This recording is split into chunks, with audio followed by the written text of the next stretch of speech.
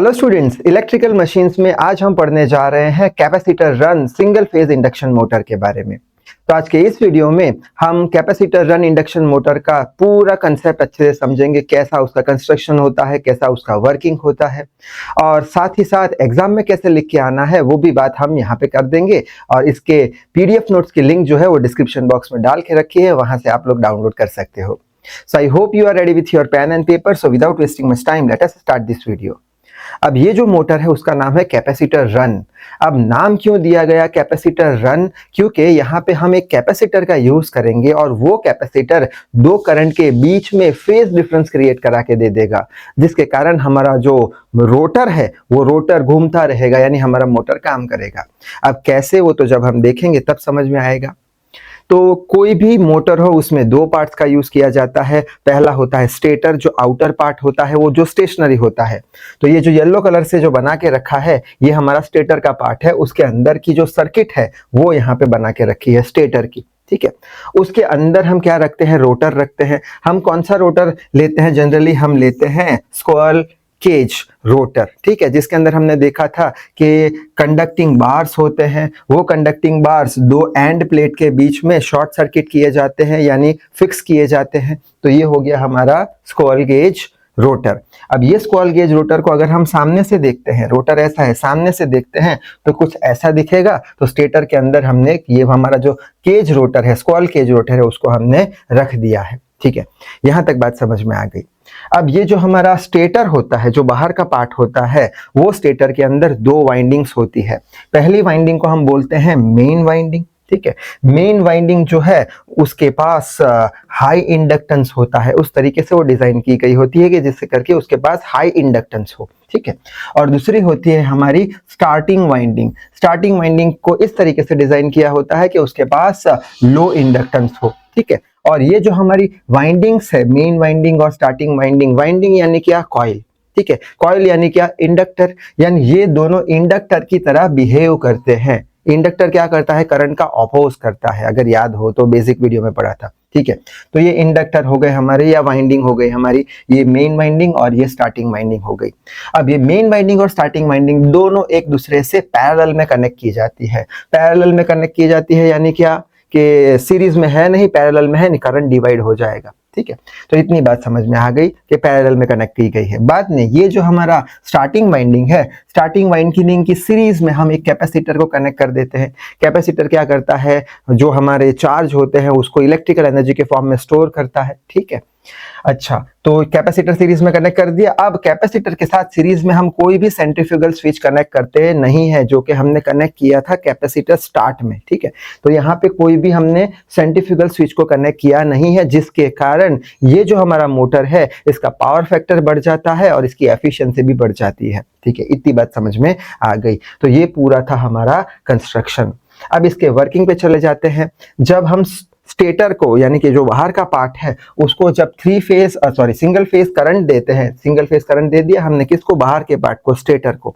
तो करंट जो है, यहाँ पे करंट आई आया, ये दोनों वाइंडिंग पैरेलल में है तो करंट डिवाइड हो जाएगा। यहाँ से स्टार्टिंग वाइंडिंग में IS करंट गया और ये मेन वाइंडिंग से मान के चलते हैं IM करंट चला गया, ठीक है। इतनी बात समझ में आ गई।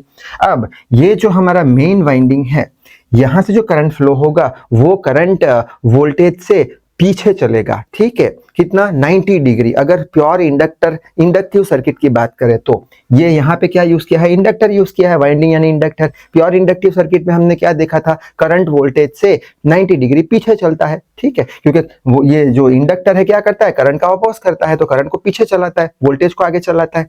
तो यहाँ पे हम बना देते हैं एक, मान के चलते हैं वोल्टेज फेजर डायग्राम बना रहे हैं, वोल्टेज का डायरेक्शन बना दिया और करंट कैसे चलेगा? 90 डिग्री पीछे चलेगा। लेकिन यहाँ पे ये प्योर इंडक्टिव सर्किट नहीं है। क्यों? क्योंकि यहाँ पे वायर का भी यूज किया गया है, तो इसके पास कुछ रेजिस्टेंस होगा, यानी कि ये हमारी LR सर्किट है। और हमें पता है कि LR सर्किट में करंट जो है वोल्टेज से 5 डिग्री पीछे चलता है।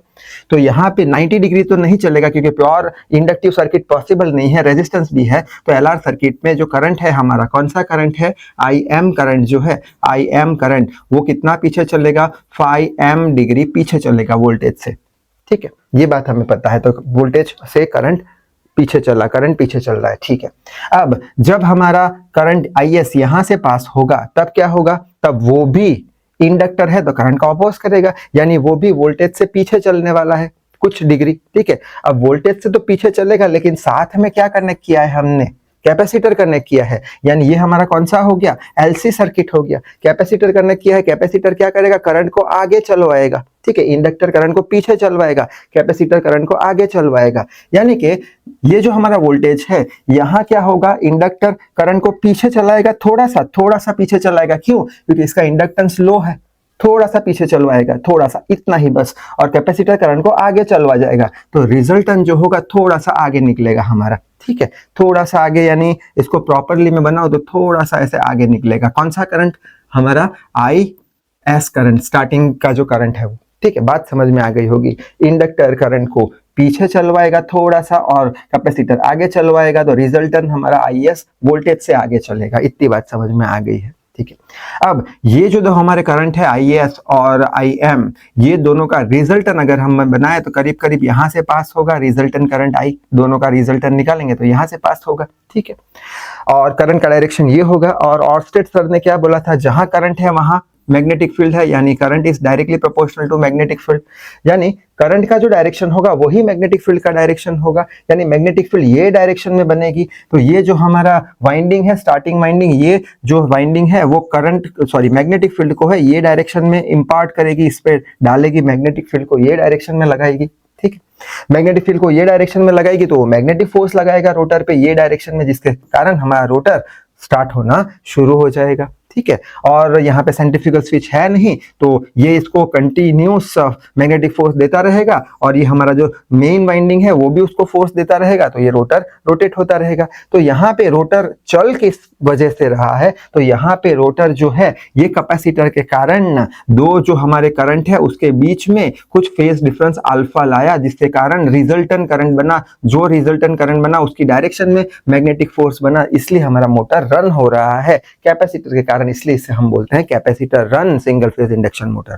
आई होप कंसेप्ट क्लियर हो चुका होगा। अब एग्जाम में कैसे लिख के आना है, तो ये सारी बातें हैं डिस्क्रिप्शन बॉक्स में डाल के रखिए, डाउनलोड कर देना। कंस्ट्रक्शन हो गया, वर्किंग हो गया, और अंत में हमें टॉर्क वर्सेस स्पीड कैरेक्टरिस्टिक का इसका बनाना जरूरी है to get the full marks.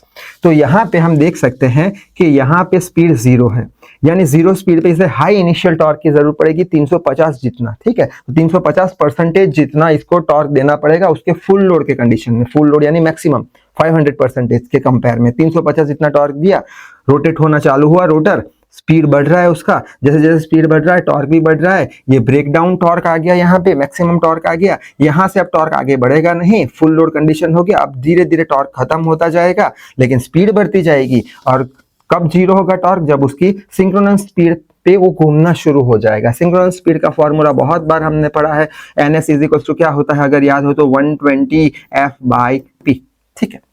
तो लास्ट में अब हम देख लेंगे इसके एप्लीकेशंस कहाँ कहाँ यूज होते हैं, सीलिंग फैन में, टेबल फैन में, ब्लोअर में, ऑयल बर्नर में, एयर कंडीशनर में, कन्वेयर बेल्ट्स में, ठीक है। तो यहाँ तक लिख के आने पर हमें एग्जाम में फुल मार्क्स मिल जाएंगे। तो इस वीडियो में बस इतना ही। Till then read hard, work hard. Thank you very much.